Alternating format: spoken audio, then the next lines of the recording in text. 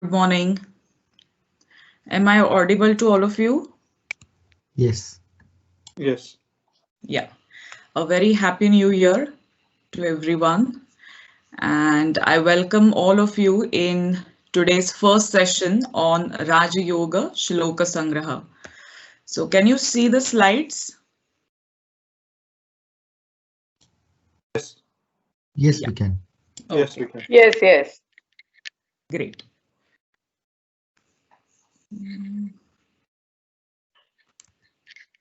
So, today we will be looking at what is Raja Yoga, 5 steps of Dhyana Shloka. Now, those who are new in today's session, Good morning, Katie, ma'am. I'm hearing double sounds on your side.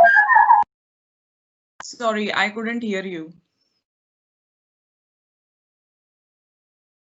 Has anyone said something? Okay. Good morning, Katie. Good morning, Katie. Good morning, Katie. Good morning, Katie. Good morning, Katie. Your voice Yes, is echoing. there's an echo. Echo. Echo.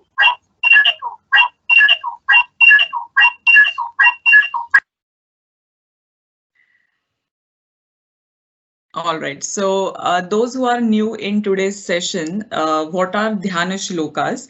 At the very beginning of Bhagavad Gita chanting sessions, we looked into around 9 Dhyana Shlokas, which were composed by Madhusudan Saraswati many centuries ago to show our devotion and respect for Bhagavad Gita, the author of Bhagavad Gita, that is Veda Vyas, and Jagat Guru Shri Krishna. So always we select one of those dhyana shlokas before starting the chanting of Raja Yoga or Karma Yoga, Bhakti Yoga and Jnana Yoga shlokas. So we'll be looking at one of the dhyana shlokas. Then we'll be going through 6 shlokas which are related to Raja Yoga, and then we'll be doing group practice. And at the end, if time permits, we'll go for individual practice as well. Right. So before Raja Yoga, for a couple of sessions, we have went through Karma Yoga Shloka Sangrahas and Bhakti Yoga, and we looked into what is Karma Yoga. So Karma Yoga is all about the action. So how to do action. So how Shri Krishna has explained the skill of action in Bhagavad Gita. Similarly, Bhakti Yoga. Bhakti Yoga is all about love, devotion, and the art of surrender. And now we will be looking at Raja Yoga, which is mainly concerned with the mind, its modifications, and its control in order to make it prepare for the practice of meditation. So it's all about meditation.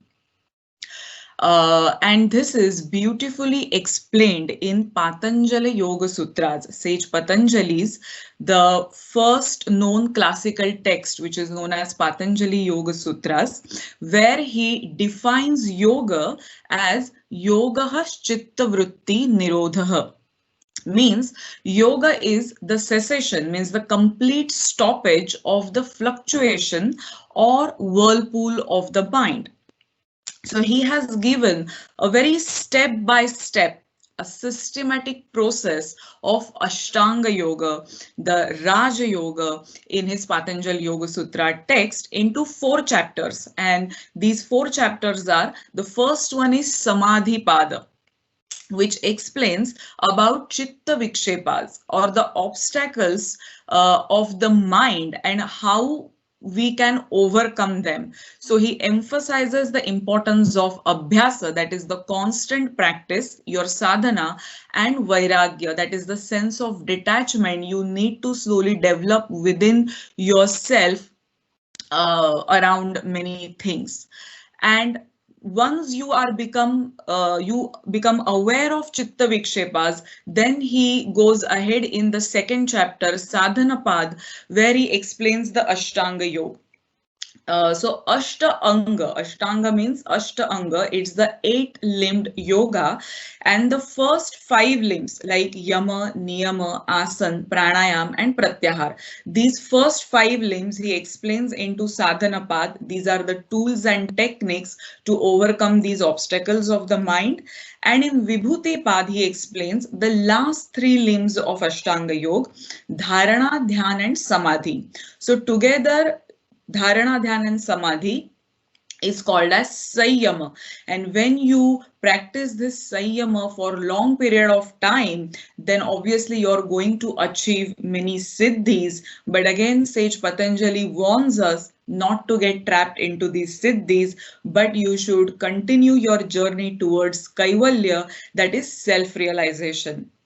So the fourth chapter, which is Kaivalya Pad, where he portrays the yogi who has achieved this absolute true consciousness, which is also called as Ritambhara Pradnya. So Raja Yoga is all about to understand what is this mind, how it works, what's its nature.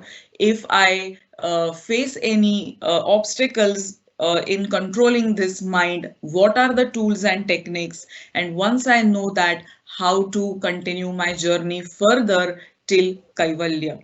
All right. So this is all about Raja Yoga. And now, as Patanjali is explaining what is yoga, is yoga chitta vritti nirodha. So in order to reach that state of mind, first of all, we should understand what are the 5 states of mind.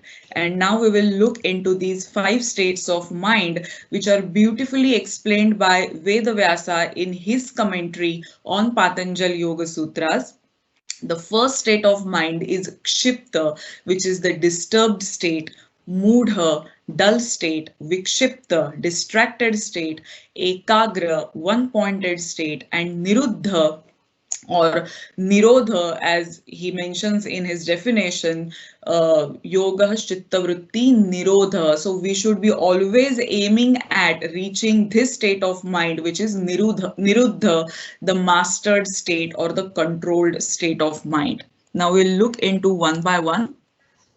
The Kshipta, the disturbed state of mind, which is monkey-like. All right. So this Kshipta mind is always disturbed, restless, troubled, and wandering. This is the least desirable state of mind. In this state, the mind is totally restless, unable to concentrate or decide, and jumping from one thought to another or from one object to another. It moves between love and hate, pleasure and pain, likes and dislike. The monkey mind is always alternating between 2 extreme states. So this is Kshipta state of mind, which is always disturbed and restless. So whenever we feel anxious, very restless, so you should become aware that right now my mind is in the Kshipta mode. And the second one is Moodha, the dull state. Now this mind is very dull, sleepy, lethargic, lacking that inspiration, motivation to act, which is very forgetful and heavy. When we are in such a mental state, we feel tired and not willing to engage with life or any sort of activity. We easily give up and find numerous reasons not to move on with our intentions or our aim. The dull mind drives us into a state of dissatisfaction. We easily complain and point out towards others if something goes wrong. So a person which is always lethargic or like a couch potato, that person or that state of mind is like Moodha, the donkey mind. All right. And that is dominated with lust, anger, greed, infatuation. This is what makes a donkey mind situation. And the third one is the Vikshipta, the distracted state, like the butterfly mind. So this is temporarily distracted and temporarily focused. So it's always 50-50 situation. Neither noticeably disturbed nor dull and lethargic. Now, especially those who do practice of meditation, they may relate to this state of mind, because when we sit for meditation, the mind is very well focused on the object of meditation, and then something happens, some memory flashes, or our mind goes to some object or some past experience or towards any person, and again it gets distracted. So one moment on ground, which is clarity, and another moment on sky, confusion, and unstable butterfly mind is always on fly. So this is Vikshipta state. And the fourth one is Ekagra, the one pointed state. With single pointed focus, sharp intuitiveness, dissolved ego, and an awakened soul, an Ekagra mind feels happy and whole. Now the mind is ready to focus and pay attention, very relaxed. So when it is relaxed, we should not understand it is sleepy or dull. It is always relaxed, but with full awareness, with full attention. The whole yoga practice is about bringing this state of relaxed awareness, relaxed attention. So this Ekagra state of mind is the foundation or the groundwork we need to do in order to progress in the practice of meditation. And the fifth one, which is the Niruddha state, the mastered state of mind. Now, Niruddha Chitta is the higher state of our mind. To get this state, we have to practice yoga, our sadhana, continuously. When we can omit all the vrittis of our chitta, our goal of spirituality can be achieved. Without removing all the fluctuations of our mind, we can't achieve the Niruddha state of chitta. This may take a long period of time. We should continue our journey without rushing and without giving up. So with absolute control over body, mind, and senses, in every phase, a Niruddha mind glides through life with divine grace. So as Patanjali is mentioning that what is yoga? When your mind is in the Niruddha state, and when you're aware of that state, you realize that I am in a yogic state, almost in the state of samadhi. This Niruddha state is the highest mind, and Ikshipta, Mudha, or Vikshipta, these are the lower states of mind. Now, why it is so important to know these 5 states of mind? Because slowly we can develop that mindfulness, that constant awareness during the time of the day, because at different times of the day, our mind goes through these different states of mind. So this mindful act will make you aware that, okay, if I'm going into the Kshipta mode, I should always try to take it towards either one pointed or Niruddha state. So these are the 5 states of mind. And now we will be looking at the Dhyana Shloka. One of the Dhyana Shlokas from the 9 Dhyana Shlokas what we have seen before. So I will be chanting this, then we'll go through its meaning. Yam Brahma Varunendra Rudra Marutastunvanti Divyaistavai Vedai Sangha Padah Kramo Upanishadai Gayanti Yam Samagaha Dhyanavasthittadagateena manasa Pashyanti Yam Yogino Yasyantam na vidussurasura Devaya Tasmai Namaha. What is the meaning of this Dhyana Shloka? To that all-pervading, limitless Supreme Being, I offer my salutations, my namaskar. That Supreme Being who is worshipped by so many other gods, such as Brahma, the Lord of creation, Varuna, god of ocean, Indra, god of heaven, Rudra, god of destruction, and Maruta, god of wind, and bow down to it with adoration and respect. This is poetically indicative of the magnitude and splendor of the Supreme Being. What it means to us is that truly Sattvic persons understand their insignificance compared to the Supreme Being. That men and women of true knowledge who are jnanis, who are yogis, humble themselves before it.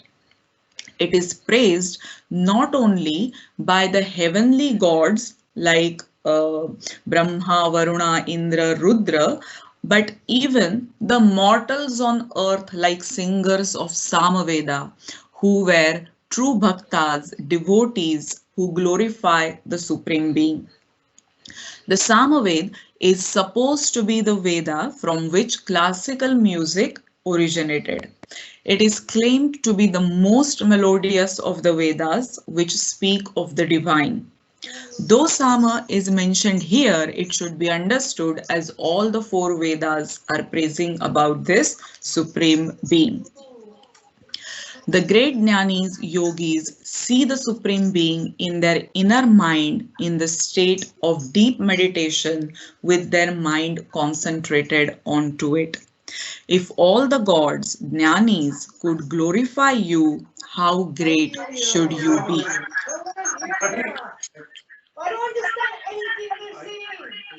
Can you please mute your call? I think some of you haven't muted the call. So this is the meaning of this Dhyana Shloka, where even the heavenly gods, even all the Vedas are praising this Supreme Being, the Lord. And now we will be starting with Raja Yoga Shlokas, and we'll be looking at 6 shlokas. So, Atha Shrimad Bhagavad Gita Raja Yoga Shloka Sangraha Shri Bhagavanuvacha Uddharedatmanatmanam Atmanamavasadayet Atmaiva Hyatmano Bandhuhu Atmaiva Ripuratmanaha. So this is the shloka from 6th chapter, shloka number 5, and this is the most important shloka in Bhagavad Gita, which is also very much popular. And what is the meaning of this shloka? Elevate yourself through the power of your mind and not degrade yourself, for the mind can be the friend and the enemy of the self. So here the word ud means to uplift. Okay, so if you uplift yourself, and no one is going to help you in this upliftment of your own self, this is your own work, your own job, you have to do it for yourself. So uplift yourself through the power of mind, and if you uplift your mind, then that mind is friend to you, is like a friend to you. And if you yourself degrade your mind, that mind acts like a enemy. Okay. So what is the meaning of this shloka in detail? We'll go into this. A controlled mind can accomplish many beneficial endeavors, whereas uncontrolled mind can degrade the consciousness with most ignoble thoughts. In order to be able to use it as a friend, it is important to understand the mind's nature. Our mind operates at 4 levels. Okay. Mind, when it creates thoughts, we call it as mada, the mind. Intellect, when it analyzes, decides, we call it as buddhi or intellect. Chitta, when it gets attached to an object or a person, where we find asakti, the desires, we call it as chitta. And ego, when it identifies with the bodily identifications and becomes proud of things like how wealthy I am, like my status in the society, my beauty, my learning, how learned I am, we call it ahankar or ego. And together these 4 aspects of the mind are called as antakarana chatushtaya. Mana, buddhi, chitta, ahankar. These all 4 things makes up your mind.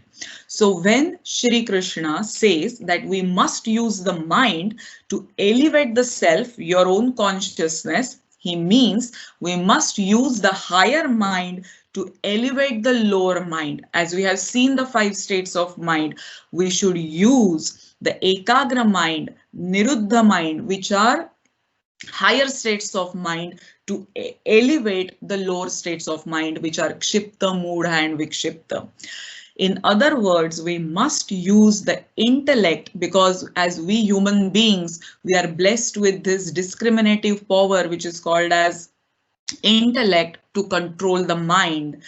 And how this can be done has been explained in detail in verses from chapter 2. So whenever you get time, you go through these shlokas 2.41 to 44 and also shloka number 43 from 3rd chapter. So if you want, you can note these shloka numbers, and whenever possible, you read these shlokas, their meanings. So there it is explained in more detail how it can be done. All right, now the shloka number 2. Bandhuratmatmanastasya yenatmaivatmana jitah anatmanastu shatrutve vartetatmaiva shatruvata. So the meaning is, for those who have conquered the mind, it is their friend. For those who have failed to do so, the mind works like an enemy. So you should be knowing this, that whenever the mind is not under control, it is your enemy, and only a controlled, mastered mind is your friend.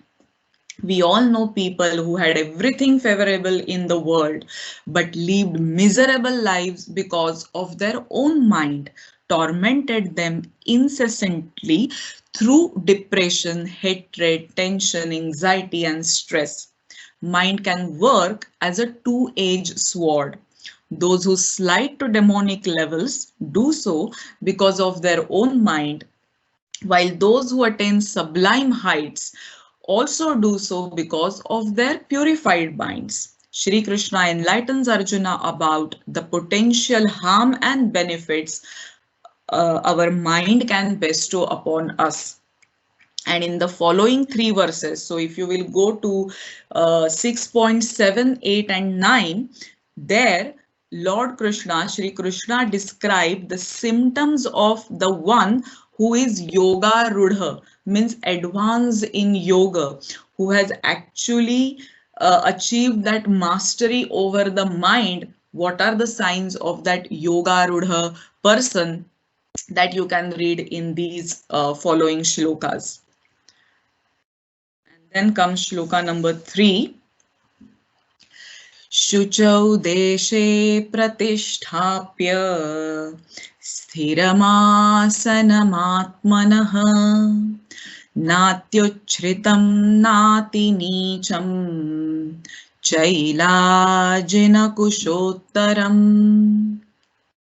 To practice yoga, one should go to a secluded place and should lay kusha, grass on the ground, and then cover it with a deer skin and a soft cloth. The seat should neither be too high nor too low and should be situated in a sacred place. Now, as this Bhagavad Gita was explained to Arjuna around 5,000 years ago, what was available at that time, those things have come into this shloka. But now in this Kali Yuga, this modern time, what we can do in our house, make any room, any space, make it clean, which should be, well ventilated. There is enough light, sunlight coming into that room, and keep that place constant for your yoga practice, for your sadhana. Don't change that place, and see to it that place is also that place has got good sitting arrangement. So it should not be too high. You should not be sitting on bed to meditate. So always either sit on some firm base. So you should not be sitting on mattress to do the meditation. Always for the practice of yoga, you need a firm base. So use a yoga mat or a blanket for your sadhana. So this is also important, the place of sadhana. So even Lord Krishna mentions about how it should be. And then shloka 4. Tatraikagram manah krutva yata chittendriyah kriyah upavishasane yunjat yogamatma vishuddhaye. Seated firmly on it. Here, tatra asane upavishya. Okay, so what Sage Patanjali also mentions in his Patanjali Yoga Sutra is, when you are seated firmly, means, as I have told you, the 5 limbs of Ashtanga Yoga. Sage Patanjali says, unless and until you are firmly established into first 2 limbs, that is Yama and Niyama, then only you start asana. Now here it is understood that you have already done your enough asana practice. So you have firmly established yourself into your seat, into your asana. Then the yogi should strive to purify the mind by focusing it on meditation with one pointed concentration, controlling all thoughts and activities. There are number of meditative asanas described in Hatha Yoga Pradipika, which is another textbook on Hatha Yoga, such as Padmasan, Ardha Padmasan, Vajrasan, and Sukhasan. We may adopt any asana in which we can comfortably sit for a long period of time without moving our body during the period of meditation. So what Maharishi Patanjali states, the definition of asana is sthiram sukham asanam. The asana which is sthira means which is steady without any trembling, shaking or movement in the physical body parts, and sukham, and where your body is at ease, the body which is comfortable. So when you do asana practice for a long period of time, then only you can sit in one of these meditative poses without body movement, without any discomfort. So as you achieve control over your body, then only you can gain control over your mind. So use your body as a tool to control your mind. So it is very, very important to do the practice of asanas. So here he mentions or he understands that already you have done the practice of asana and now you are ready for the practice of meditation. Then only you can make your mind one pointed, concentrated, and you can continue that dharana, that concentration for long period of time, and that becomes dhyana. So now, Shloka 5. Apane juhvate pranam prane panam tatha pare pranapanagati ruddhva pranayama parayanaha. Now still others. Now here he mentions still others means some people, according to your nature, you adopt the path of realization. Now some people are A-type, means they're workaholic. So you adopt the path of karma yoga.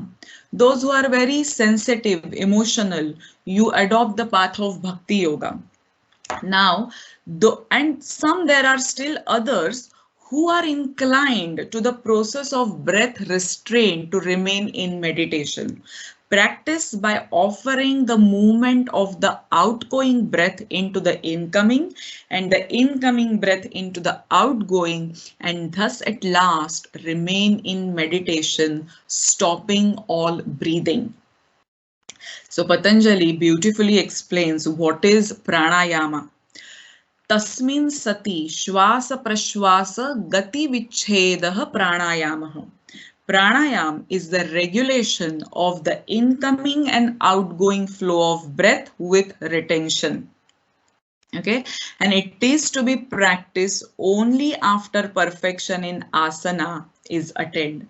So as Patanjali gives the step-by-step process, don't rush and start doing meditation, because right now you don't have any control over your body, over your breath. Then how you're going to control your mind? So then after you firmly established into your asana practice, then you focus on your breath. And the real pranayama starts with the retention of your breath. So when you slowly start gaining control over your each inhalation, exhalation, you start doing it slower, deeper, and you start elongating your each inhalation and exhalation, your prana, the vital energy within. What is pranayam? Prana adhika ayam. So when you try to regulate, you try to elongate the prana, and how you can regulate that prana? With the process of your breathing. So your breathing is not pranayama, but with the process of breathing, you're going to gain control over that vital energy. That prana is called as pranayam.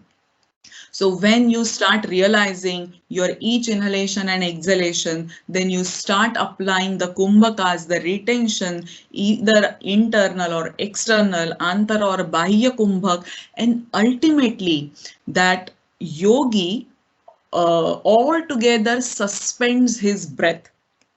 So now look how it works on your body-mind complex. Because you're established into your asana, there is no movement at the physical level. Because you're a regular practitioner of pranayama, you know how to slow down your breathing process, or to that extent, you can completely stop your breath.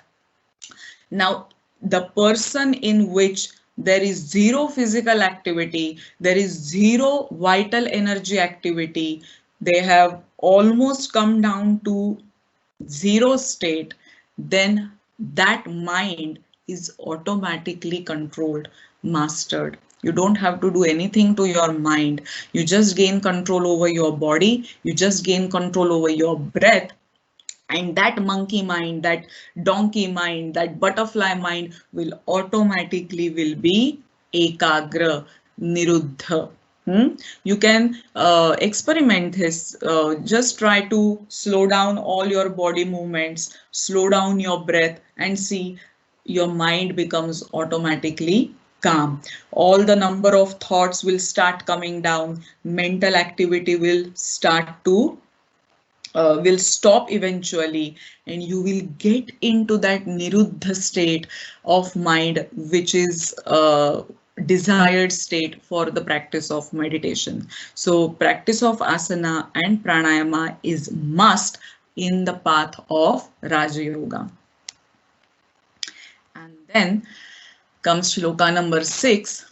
Yuktahara viharasya yuktacheshthasya karmasu yuktasvapnavabodhasya yogodbhavati dukkha.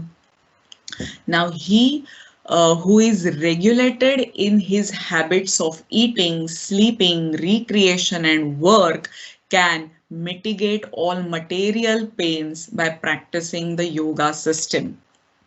Yoga is the union of the soul with Supreme Being. Yujjate anena iti yogaha means the union of the individual soul with the universal consciousness. The opposite of yoga is bhoga, which means engagement in sensual pleasures. Indulgence in bhoga violates the natural laws of the body and results in roga, the disease. So anything in excess will lead to roga. So we should always be adopting the middle path, as Gautama Buddha has also mentioned the golden path, the Madhyama Marga, moderation in everything. Now here the word cheshtasya means appropriate, either in our efforts or in our actions or work. So even when we are doing our yoga sadhana, we should not be rushing. If we do in excess, it's not going to help us. If we go with a speed, it's not going to help us. So have that moderation. If you will directly start meditating for 1 hour, it's not going to help you, because during that 1 hour, you are experiencing a lot of discomfort in your body. Your mind is wandering. There are so many thoughts. So it's not going to help you. So you start your practice at least with 5 to 10 minutes, and then gradually you increase the time. So it is wise to work on the 3 principles in any spiritual practice. Is the regularity. You should be constant in your abhyasa, the constant regular practice. Always do it as per your capacity. Do not exceed your capacity and don't overdo it. Don't be in a hurry to achieve anything. So go step by step. You yourself will realize that yes, now I am achieving these results in whatever I am trying to do, and then slowly you progress in your journey.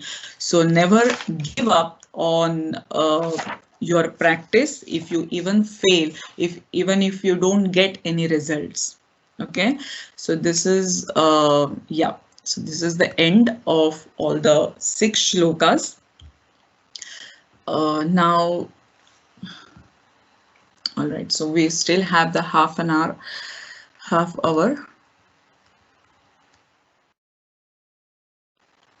So do you have any questions in what we have seen so far? Feel free to ask any questions, and then we can start our group practice. Hi, Keerti. Yes. Can I ask you Yes. one question? The picture that you have shown in Shloka 6, what is the significance of that picture? Okay. Wait a minute. Last Shloka. Yeah. This one? Yeah, this picture is showing that balance, the perfect balance. So you should be trying to achieve balance in everything you do. As I have mentioned, the word cheshtasya is the balance or the moderation, the appropriate efforts you're putting in your action. You're not rushing, you're not going very slow. So try to achieve balance in everything. Even you enjoy all the materialistic life, but achieve balance into it. Don't do it in excess, otherwise it will lead you to disease, the roga. So yoga, bhoga and roga, you should be able to achieve that balance in all these 3 things. Is Okay. that clear? Thank you. Yeah. Anyone else? Any questions?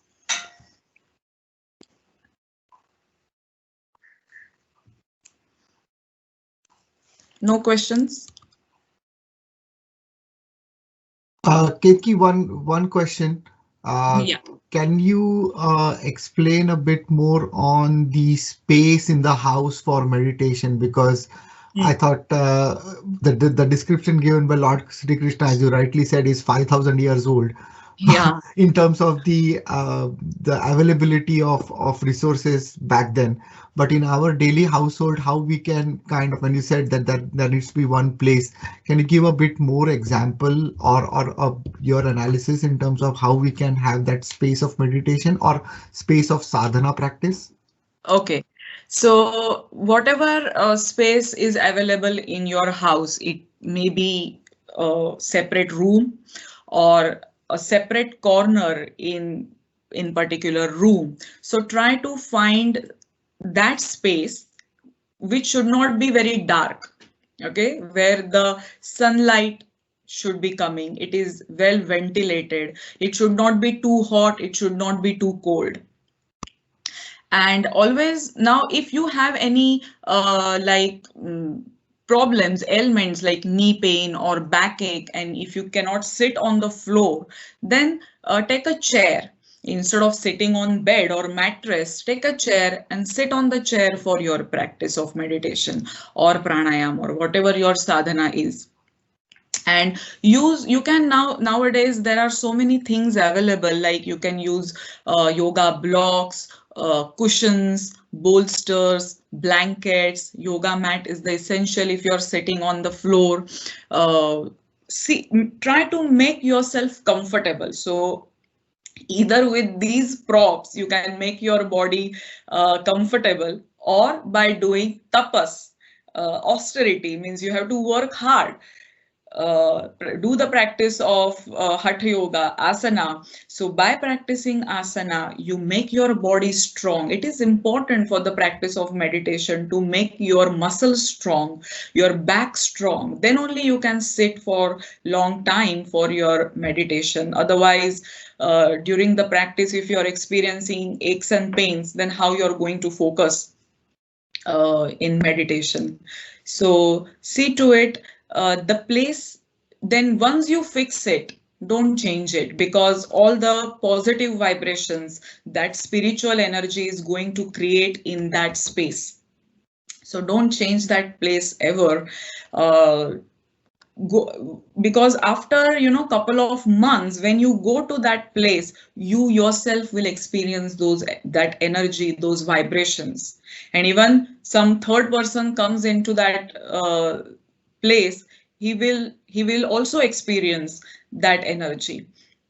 So don't change your place of sadhana, keep it constant, and do a lot of chanting as well, because that also creates a lot of vibration and positive energy into that space. So if you are doing japa, namasmaran, chanting of any mantras, do that in that place itself. Is that clear? Yeah, thank you. Yeah, thank you.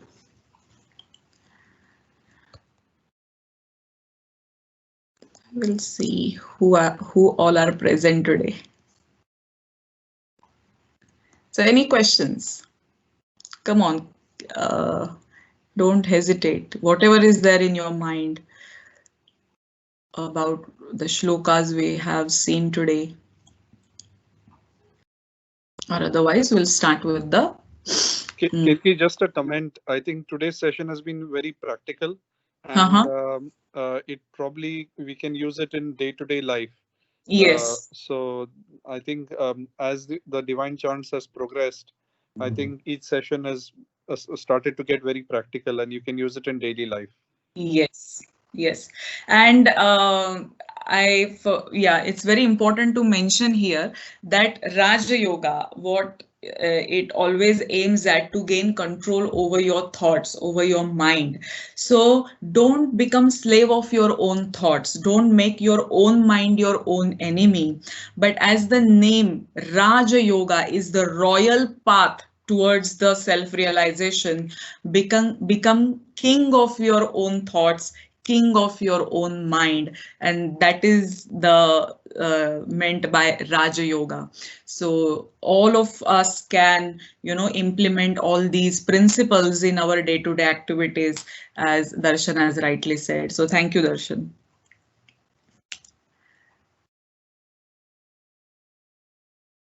Okay, so shall we start our group practice then?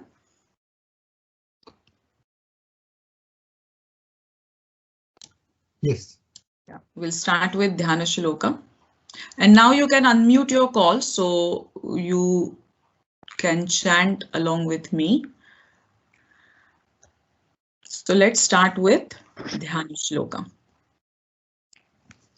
Ketki, do you want to share the screen? I have already shared. Can you see the slides? No, we can't. I can't. Really? What about others? No, we can't see. No, we can't see slides. No. Really? We can't see. Yeah, just one minute. Okay, give me a minute.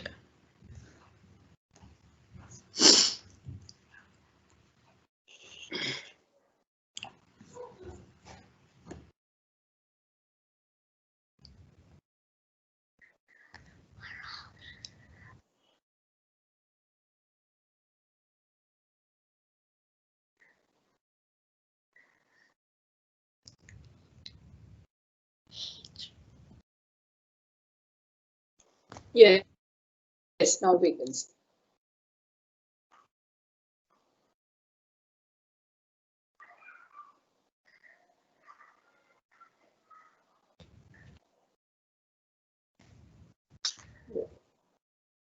Can you hear me? Yes, but the slides have gone again. But again, the slide has gone. Oh, why it's happening? Okay, I will do it again.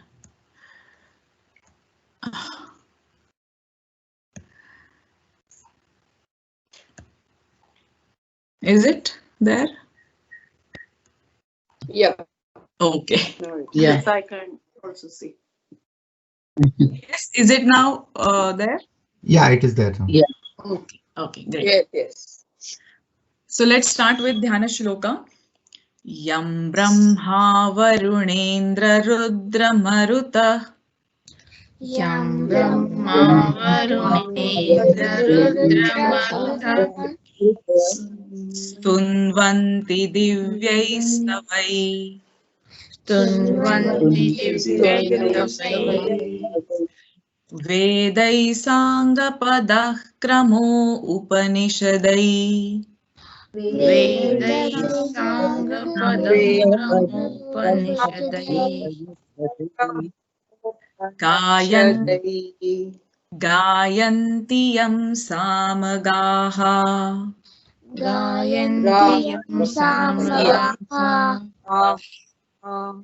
Dhyanavasthitadagatena Manasa Dhyanavasthitadagatena Manasa Pashyanti Yam Yogino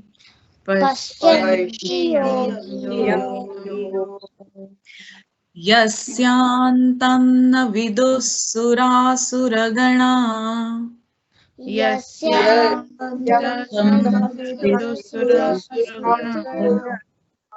Devaya tasmai namaha. I can hear that sound of a small child, and that's very cute.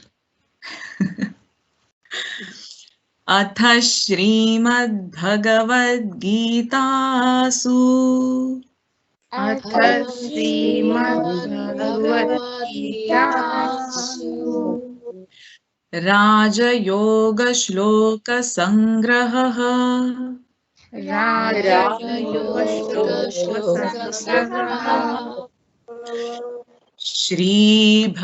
श्रीभगवानुवाच श्रीभगवानुवाच उद्धरेदात्मनात्मानम्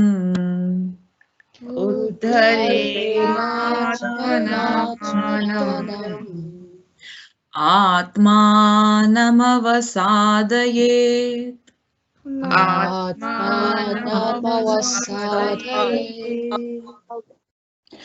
आत्मैव ह्यात्मनो बन्धुः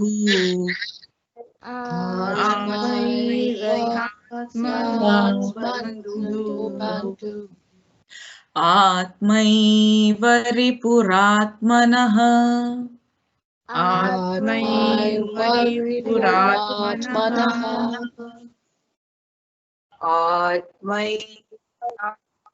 बन्धुरात्मात्मनस्तस्य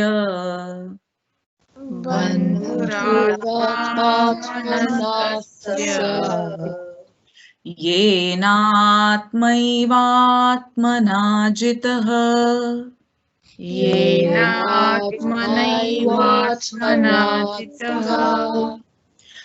अनात्मनस्तु शत्रुत्वे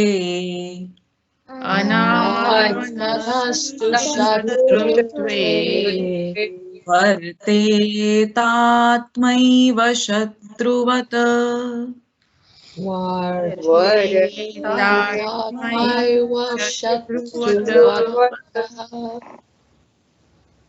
शुचौ देशे प्रतिष्ठाप्य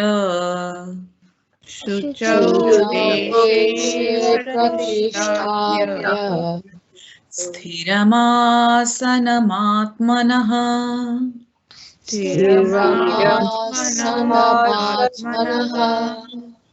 नात्युच्छ्रितं नातिनीचं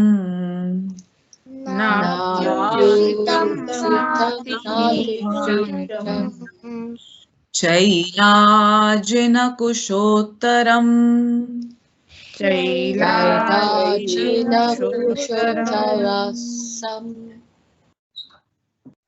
अत्रैकाग्रं मनः कृत्वा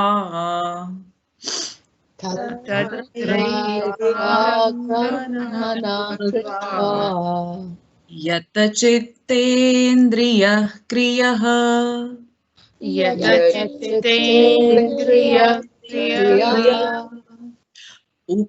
उपविश्यासने युञ्जात्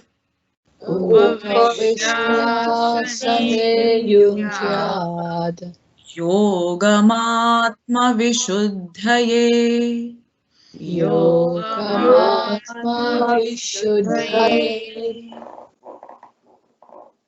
अपाने जुह्वते प्राणम्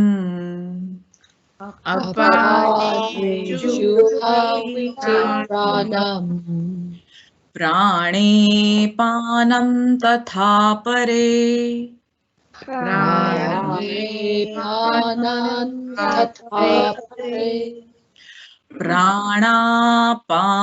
प्राणापानगतिरुद्ध्वा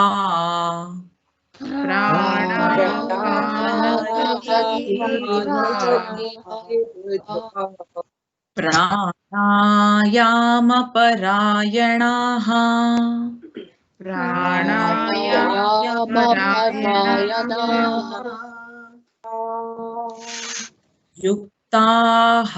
युक्ताहारविहारस्य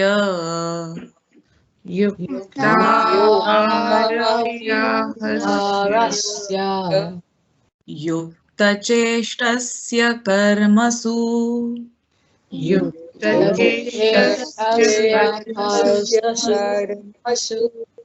युक्तस्वप्नावबोधस्य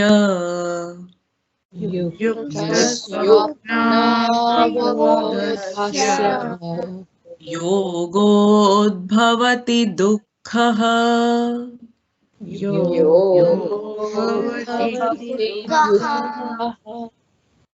Very good. So do you want one more time or? Yes. Okay. Yam Brahma Varunendra Rudra Maruta. Yam Brahma Varunendra Rudra Maruta Stunvanti Divyaistavai. Stunvanti Divyaistavai Vedai Sangapadakramo Upanishadai. Vedai Sangapadakramo Upanishadai Gayanti Yam Samagaha. Gayanti Yam Samagaha Dhyanavasthittadagatena manasa.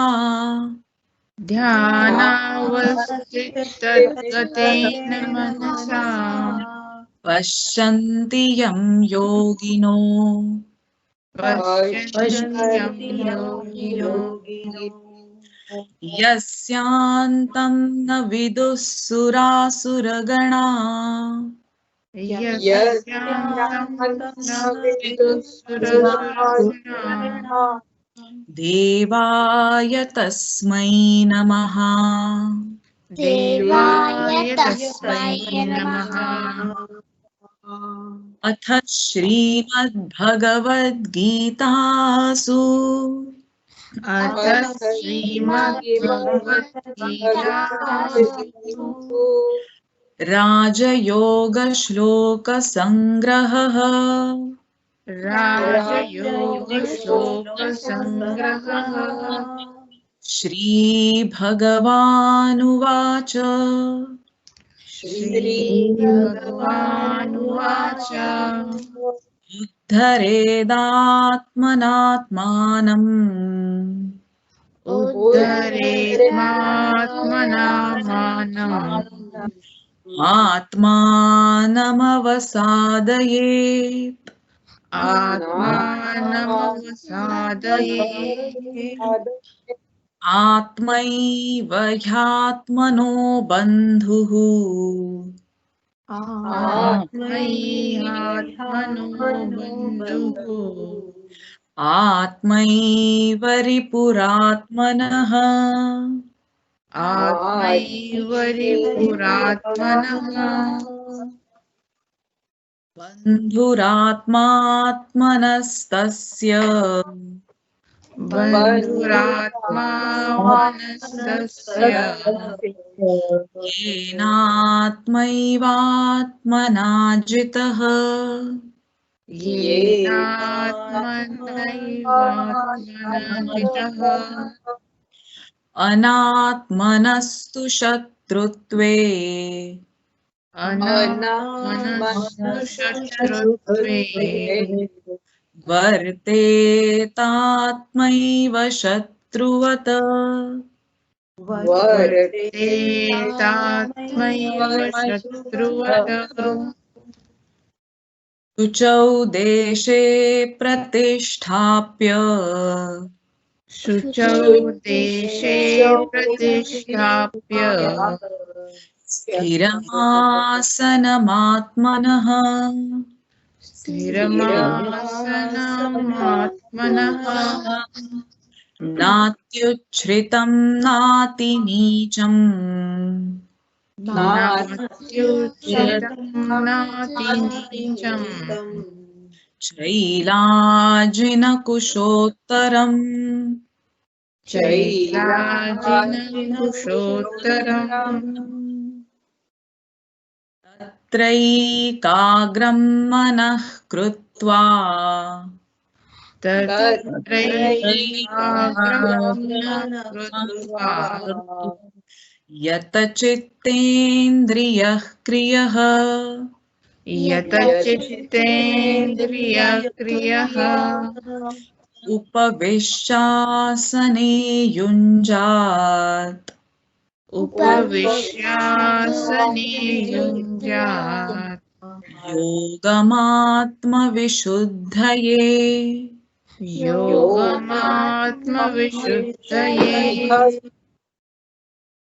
अपाने जुह्वते प्राणम् अपाने जुह्वति प्राणम् प्राणे पानं तथा परे प्राणीपानं तथा परे प्राणापानगतिरुद्ध्वा प्राणापानगतिरुद्ध्वा प्राणायामपरायणाः प्राणायामपरायणाः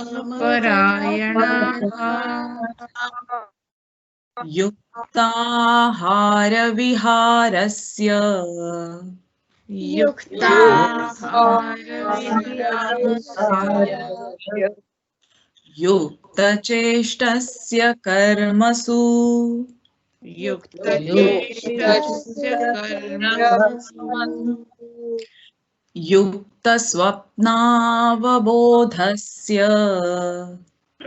युक्तस्वप्नावबोधस्य योगोद्भवति दुःखः योगो भवति दुःखः. Very good. So anyone wants to volunteer for the individual practice? Anyone wants to go? You select. Just Yeah. one question. In the last line of the last shloka 6, it is dukkha ha or dukkha? Dukkha. Last word. Dukkha. Dukkha. It Yeah. is written dukkha. No? Ha. Yeah. Yeah, but it's dukkha. Okay. Dukkha. Yeah.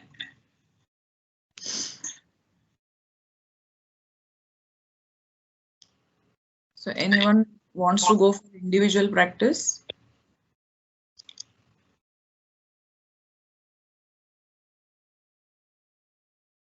You can select any one shloka or dhyana shloka.